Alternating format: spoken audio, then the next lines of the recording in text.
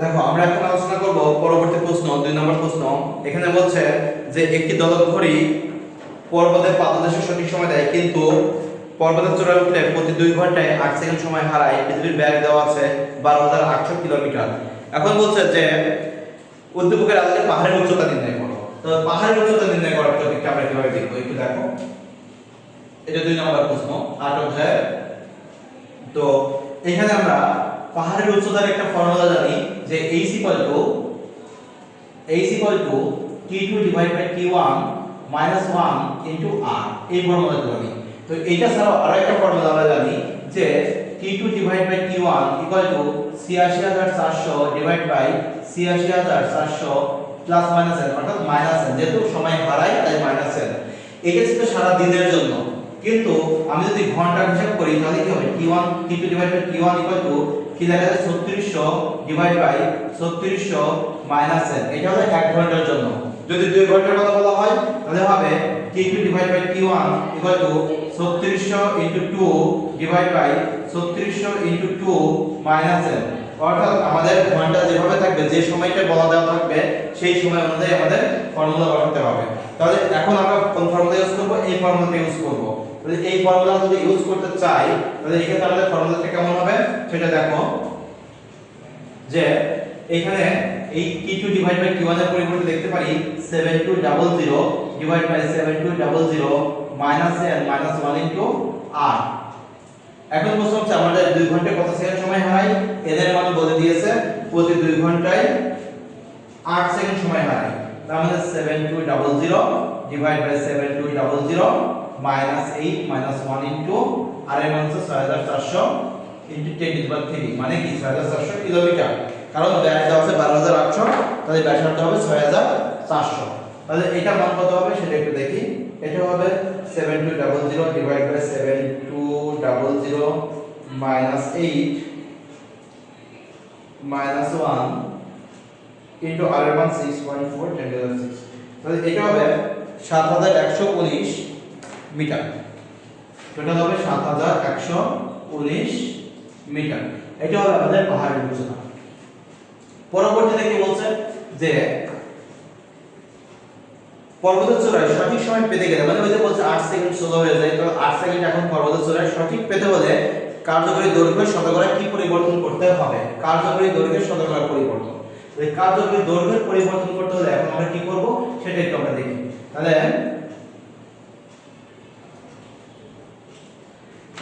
আমরা কি জানি যে h এর ক্ষেত্রে আমরা ফর্মুলাটা কি লিখতে পারি? দেখো যে h আমরা যেটা লিখতে পারি h t2 divide by t1 minus 1 into r, এটা লিখতে পারি। আর গ হতে পাই h যে গ হতে, এটা যেহেতু ঘ নাম্বার, গ হতে h লেখা যায় 7119 কিলোমিটার, মানে মিটার, 7119 মিটার। এটা আমরা h এর মান জানি। তো 7119 মিটার যদি আমাদের h এর মান থাকে তাহলে আবার আমরা লিখতে পারি যে আবার t2 divide by t1 equal two লেখা যায় l2 divide by l1, but তার উপর কি থাকে রুট ওভার থাকে। তাহলে এই h এর ফর্মুলাতে আমরা লিখতে পারি যে h ইকুয়াল টু লেখা যায় l2 ডিভাইড বাই l1 তারপর root over minus 1 into r। আমাদের কি বের করতে হবে? এই l2 এর কতটুকু বাড়াতে হবে, শতকরা পরিবর্তন বের করতে হবে। তাহলে এখন দেখো h এর মান আমি গ থেকে পেয়েছি, r এর মান আমার জানা আছে। তাহলে এখন যদি আমরা ক্যালকুলেশন করি যে h এর মান 7119 divide by 6400 into 10 to the power 3, মানে কি এই h এর নিচে r নিয়ে আসলাম equal to l2 divide by l1 তারপর রুট ওভার মাইনাস 1।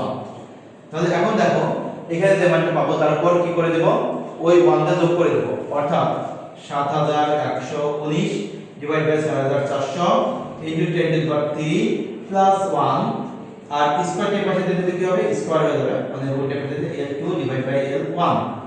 তাহলে l2 ইকুয়াল টু কত l1 হয়, এখন এখানে আমরা দেখব সেটা হলো যে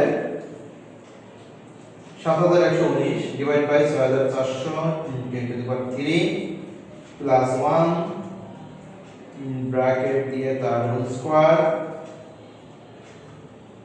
1.0222 এরকম করে পুরোটাই মান এখানে লিখতে হবে। এখানে পুরো মানটা লিখবা 1.00222593 L1 অতএব দৈর্ঘ্যের শতকরা পরিবর্তন, দৈর্ঘ্যের শতকরা পরিবর্তন, পরিবর্তন দেখো L2 টা কি বড় হয়ে গেছে, L2 L1 divide by L1 into 100%। তাহলে এখন এই L2 আর L1 এর হিসাবটা যদি আমরা এখন করি তাহলে কি পাবো দেখো তো।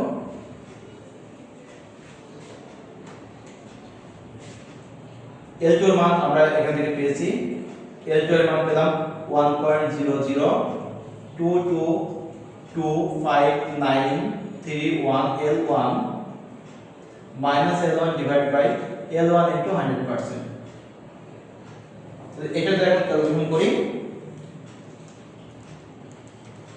0.2225 এত পার্সেন্ট দৈর্ঘ্য